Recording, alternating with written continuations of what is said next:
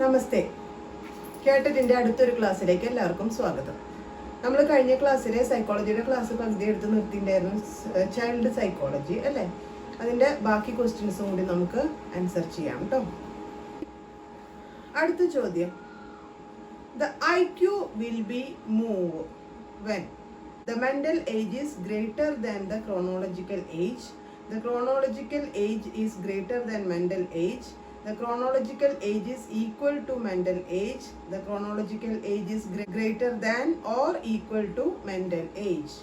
മാനസിക വയസ്സ് ശാരീരിക വയസ്സിനേക്കാൾ കൂടിയിരിക്കുക, ശാരീരിക വയസ്സ് മാനസിക വയസ്സിനേക്കാൾ കൂടിയിരിക്കുക, ശാരീരിക വയസ്സും മാനസിക വയസ്സും തുല്യമായിരിക്കുക, ശാരീരിക വയസ്സ് മാനസിക വയസ്സിനേക്കാൾ കൂടുതലും തുല്യവുമാകുമ്പോൾ.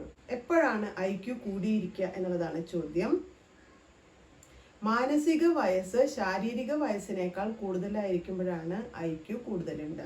The mental age is greater than the chronological age. അതാണ് അതിൻ്റെ ആൻസർ എ. അടുത്ത ചോദ്യം, the current level of skills and knowledge of the student is an indicator of. പഠിതാവ് നേടിയ അറിവിൻ്റെയും നൈപുണിയുടെയും നിലവാരം എത്രത്തോളം എന്ന് സൂചിപ്പിക്കുന്നത് എന്താണ്? Aptitude, attitude, achievement, interest. Aptitude എന്ന് പറഞ്ഞാൽ അഭിഭാവം എന്നാണ് അർത്ഥം, മനോഭാവം എന്നാണ് ആറ്റിറ്റ്യൂഡിന്റെ അർത്ഥം, സിദ്ധി എന്നാണ് അച്ചീവ്മെന്റിന്റെ അർത്ഥം, താല്പര്യം എന്നുള്ളതാണ് ഇൻട്രസ്റ്റ് എന്നുള്ളതിന്റെ അർത്ഥം.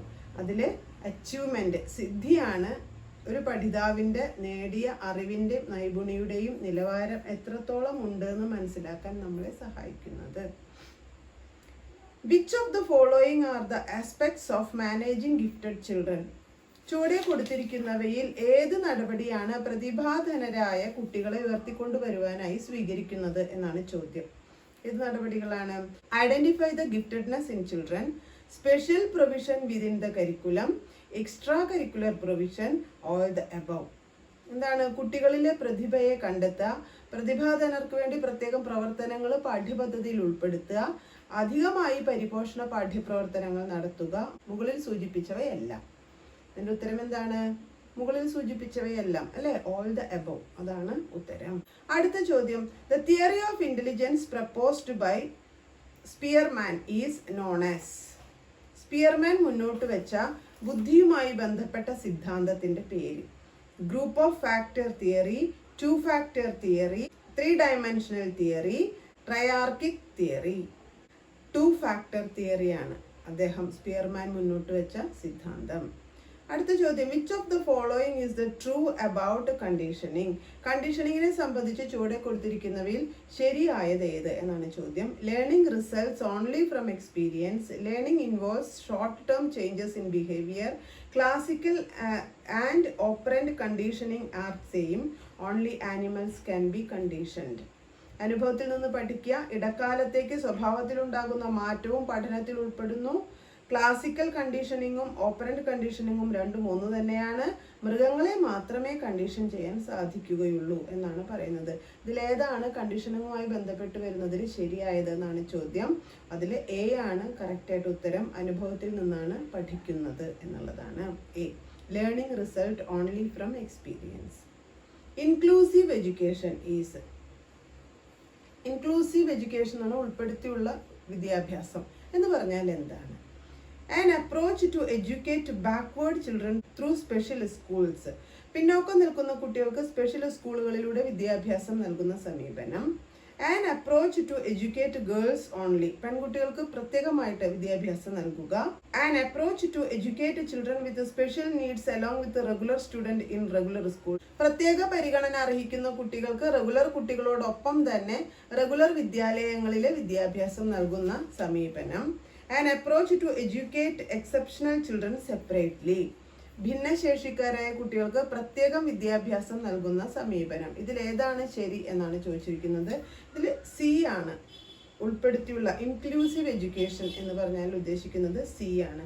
An approach to educate children with special needs along with the regular students in regular schools. സാധാരണ സ്കൂളിലെ സാധാരണ വിദ്യാലയത്തിലെ സാധാരണ കുട്ടികൾക്കൊപ്പം തന്നെ പിന്നോക്കം നിൽക്കുന്ന കുട്ടികളെയും ഉൾപ്പെടുത്തിക്കൊണ്ടുള്ള എഡ്യൂക്കേഷനെയാണ് ഇൻക്ലൂസീവ് എഡ്യൂക്കേഷൻ എന്ന് പറയുന്നത്. The medium of instruction at the primary level should be mother tongue. The reason is that primary തലത്തിലെ ബോധന മാധ്യമം മാതൃഭാഷയാകണം. അതിന്റെ കാരണം എന്താണ്? It makes learning more easy, it makes learning meaning full, it develop self confidence, it results in intellectual development. എന്താണ്? ഇത് പഠനം എളുപ്പമാക്കും, ഇത് പഠനം അർത്ഥപൂർണമാക്കും, ഇത് കുട്ടിയുടെ ആത്മവിശ്വാസം വർദ്ധിപ്പിക്കും, ഇത് ബുദ്ധി വികസിക്കാൻ അവസരമൊരുക്കും. ഇതിൽ പ്രധാനമായിട്ടുള്ളത് ഇറ്റ് ഡെവലപ്പ് സെൽഫ് കോൺഫിഡൻസ്, കുട്ടിയുടെ ആത്മവിശ്വാസം വർദ്ധിപ്പിക്കും എന്നുള്ളതാണ് ഇതിന്റെ ഉത്തരം. Binay is a teacher who always instill moral values in children, which is the best way for this. എല്ലായ്പ്പോഴും കുട്ടികളിൽ മൂല്യബോധം വളർത്താൻ സഹായിക്കുന്ന ഒരു പ്രവൃത്തിയിൽ ഏർപ്പെട്ടിരിക്കുകയാണ് ബിനെ എന്ന് പറഞ്ഞ ടീച്ചർ. അപ്പോൾ അതിനു വേണ്ടി ഉപയോഗിക്കാവുന്ന ഏറ്റവും നല്ല മാർഗം ഏതെന്നാണ് ചോദ്യം. 4 ഓപ്ഷൻസ് കൊടുത്തിട്ടുണ്ട്. എന്തൊക്കെയാണ് ഓപ്ഷൻസ് നോക്കൂ.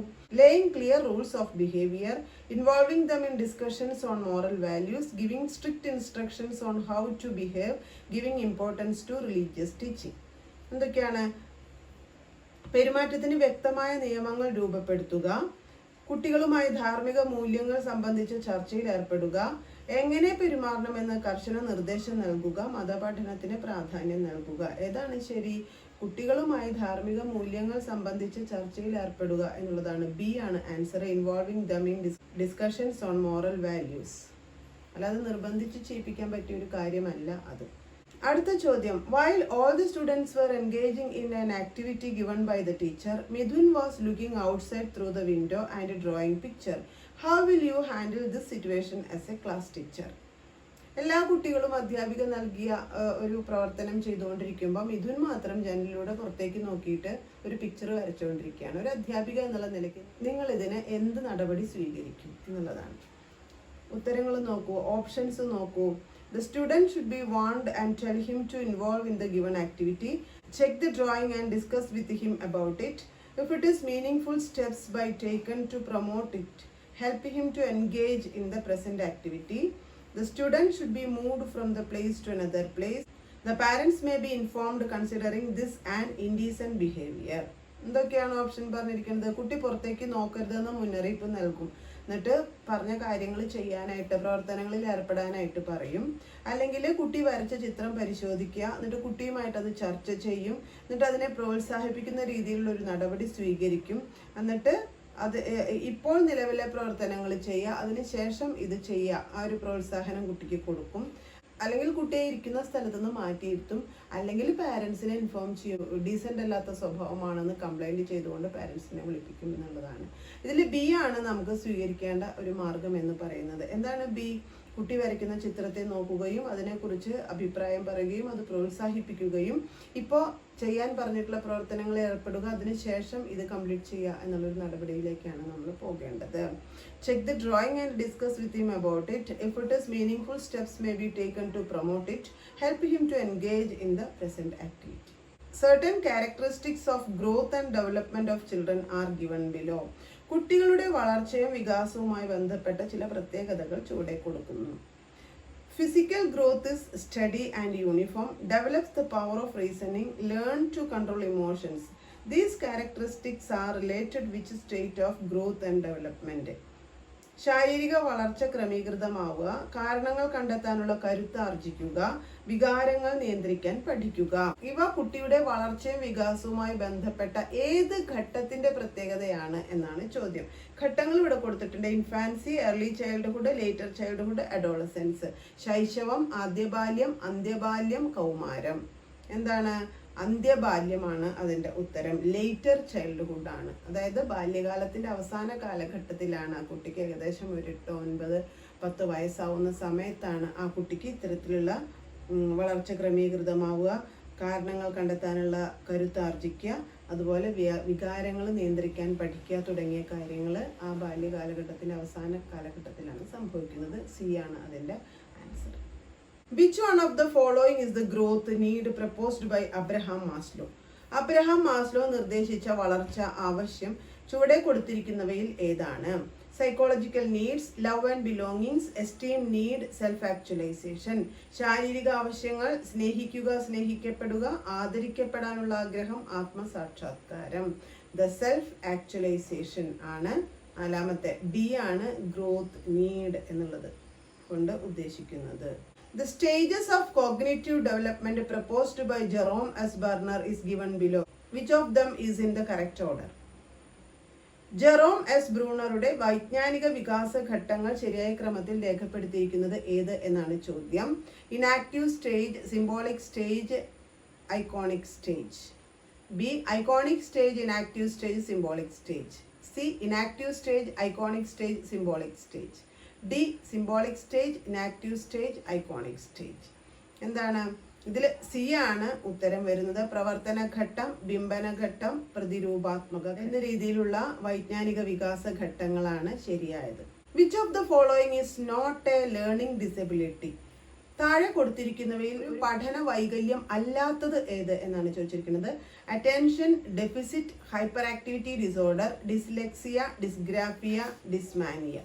ഇതിലേതാണ്? ഡിസ്മാനിയ ആണ് പഠന വൈകല്യം അല്ലാത്തത്. ബാക്കിയെല്ലാം പഠന വൈകല്യങ്ങളാണ്.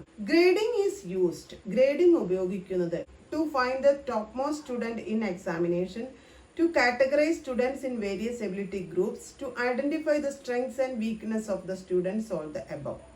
എന്തിനാണ് ഗ്രേഡിംഗ് ഉപയോഗിക്കുന്നത്? ഒരു പരീക്ഷയിലെ ഏറ്റവും ഉയർന്ന നിലവാരത്തിലുള്ള കുട്ടിയെ കണ്ടെത്താൻ, കുട്ടികളെ അവരുടെ കഴിവിനനുസരിച്ച് പ്രത്യേകം ഗ്രൂപ്പുകളായി തിരിക്കാൻ, കുട്ടികളുടെ ശക്തിയും ദൗർബല്യങ്ങളും തിരിച്ചറിയാൻ, മുകളിൽ കൊടുത്തിരിക്കുന്നവയെല്ലാം.